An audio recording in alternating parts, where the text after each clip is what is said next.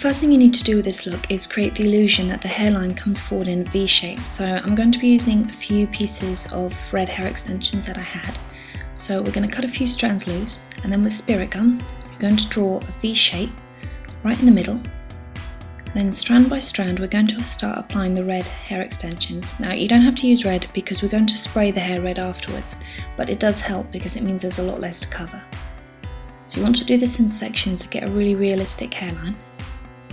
Every so often, just dab the ends again with spirit gum to make sure that they're really firmly attached.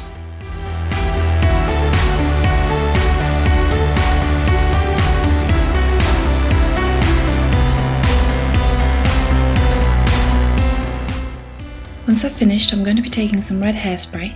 Now you might want someone else to help you with this because it can be quite tricky to do it by yourself.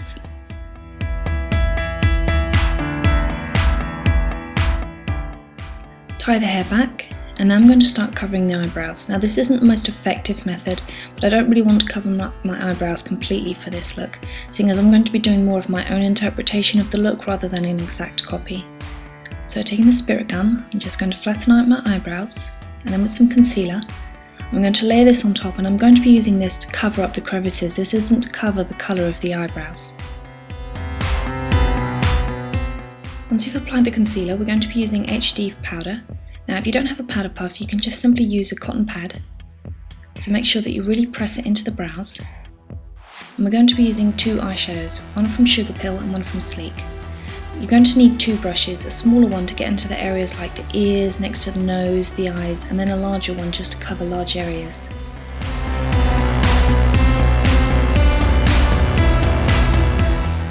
Another method you can use to apply it much more thickly is using a sponge. So you want to rub it into the eyeshadow, and then quite literally just blend it into the face. And this applies a lot more eyeshadow, but it can also be quite heavy on the skin. Line the eyes with a black eyeliner, and then taking some black eyeshadow, you want to apply it all over the lid and slightly underneath, and then blend it out really well with a blending brush.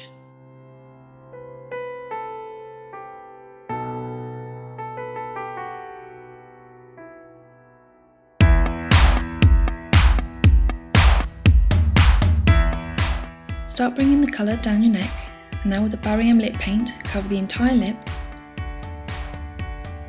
And with a larger brush, we're going to start bringing it down the neck and down the arms.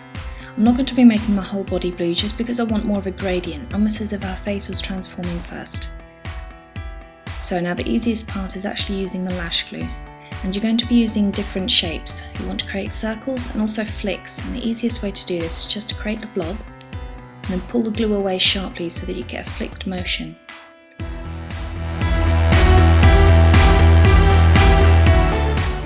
Once you've applied the lash glue, you need to let it dry for about 20 to 30 minutes. Once it's dried, only then can you paint it, and you don't really want to risk painting it before it's completely dry.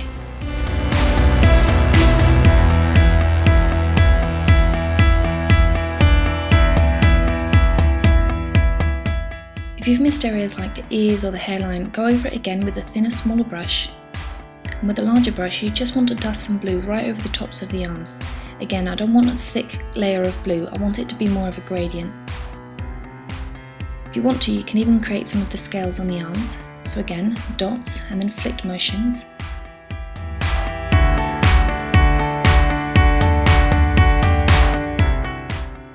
Once you're sure the glue has dried, we want to leave it for about 20 to 30 minutes to dry, but once it has, we want to take a black and blue lipstick, mix them together to get the right colour, and just paint the scales. And that's it, you're done.